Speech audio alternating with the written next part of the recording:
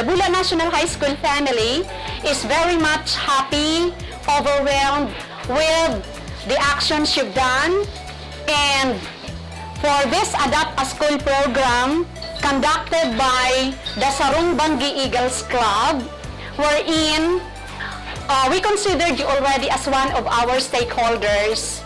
And with that, I would like to wish that your association, your organization, will be fruitfully, be successful in all your endeavors, in whatever actions that you will be taking.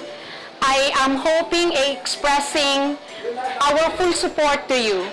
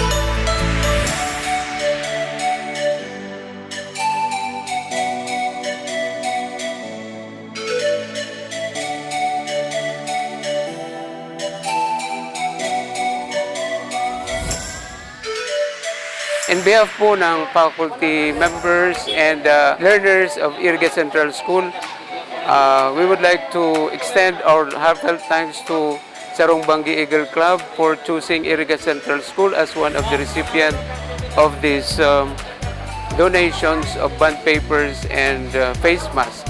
Of course, this is a big, this is a great help to our learners, especially this time that we are really preparing, printing the modules for week 1, week 2,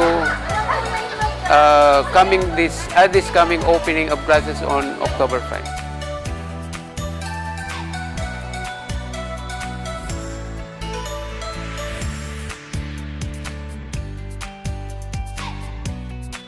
The Fraternal Order of Eagles or Philippine Eagles, igo siya ni mga core programs na pigsusuportaran. Saro digdi yun na itong literacy program, wherein nakapalaog digdi yan mga outreach program sa mga Adapt a School. Ang sa tuya pong motto is service but through strong brotherhood. So the brotherhood component is essential in the performance of service. Yan po ang unique sa to.